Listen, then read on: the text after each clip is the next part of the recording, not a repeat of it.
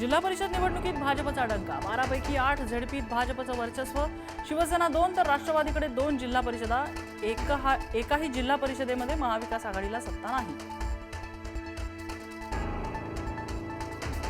Panchayat समितीमध्येही भाजपचाच number 1 पक्ष, भाजपचे 400 पेक्षा जास्त उमेदवार विजयी.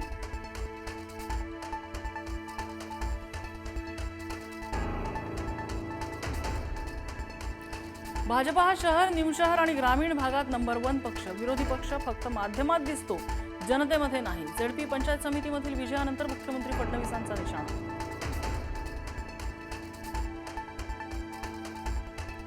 सिंधुदुर्गात झेडपी पंचायत समितीमध्ये राणे ब्रँडची हवा, झेडपीच्या 50 पैकी 41 जागांवर महायुती विजयी, तर पंचायत समितीच्या 100 पैकी 87 जागांवर महायुती विजयी. रत्नागिरी जिल्हा परिषदेत शिवसेनेची एकहाती सत्ता, 56 पैकी 40 जागा जिंकत जिल्ह्यात यश. रत्नागिरीत भाजप 4, ठाकरेंची सेना 6, राष्ट्रवादी 5 तर मनसेला 1 जागा. सोलापुरात राष्ट्रवादीचे उमेश पाटील आणि त्यांचे बंधू संतोष पाटील यांचा पराभव, भाजपच्या राजन पाटील यांनी पुन्हा थोपटले दंड. मोहोळ तालुक्यात भाजपला दणदणीत यश. सोलापूरच्या माळशिरसमध्ये आमदार राम सातपुतेंच्या पत्नी संस्कृती सातपुते भाजपकडून विजयी. उत्तम जानकरांचे पुत्र जीवन जानकर पराभूत, खासदार धैर्यशील मोहिते पाटला नाही धक्का.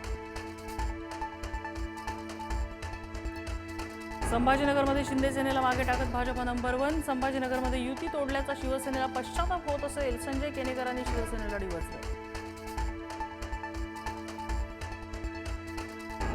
सुनबाईंच्या विजयानंतर शहाजी बापू पाटील यांना अश्रू अनावर, सांगोला पंचायत समितीवर शहाजी बापू पाटील यांच्या सुनबाई राणी पाटील विजयी. तर सुनबाईच्या विजयानंतर आमदार सदाभाऊ खोत यांचाही जल्लोष, मोहिनी खोत बागणी जिल्हा परिषद गटातून विजयी.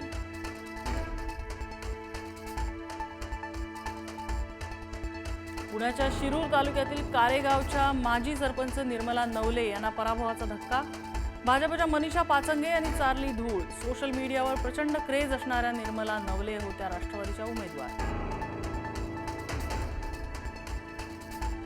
सुनेच्या विजयानंतर राष्ट्रवादीच्या देवराम लांडे यांचा थेट लंगोटमध्ये जल्लोष, पुण्याच्या जुन्नरमध्ये देवराम लांडेंच्या सून मोनाली लांडे विजयी.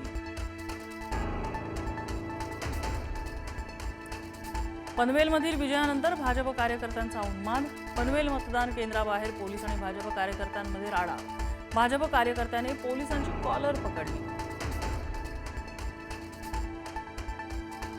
श्वसनाचा त्रास होत असल्यामुळे शरद पवारांवर रुबी रुग्णालयामध्ये उपचार सुरू, पवारांची प्रकृती सध्या स्थिर असल्याची डॉक्टरांची माहिती, तर रुग्णालयात गर्दी करू नका, रोहित पवारांचा कार्यकर्त्यांना आवाहन.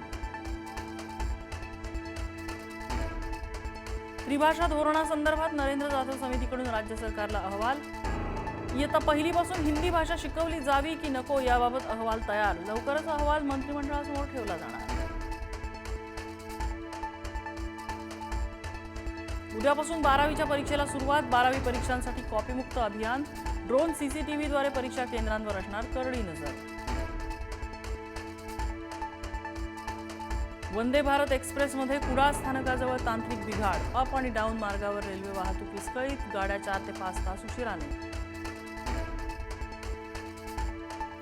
मुंबईतील विलेपार्ले पूर्वमध्ये सुविधा पल इमारतीच्या वरच्या मजल्याला आग, आगीत व्यावसायिक जितू सत्रा यांच्या वहिनीचा मृत्यू, जितू सत्रा यांच्या मुलाचं उद्या होतं लग्न. सिंधुदुर्गच्या आंगणेवाडीत भराडी देवीच्या यात्रोत्सवाला आजपासून सुरुवात, नवसाला पावणारी देवी म्हणून ख्याती, भराडी देवीच्या दर्शनासाठी महाराष्ट्र, गोवा आणि कर्नाटकातून लाखो भाविक दाखल.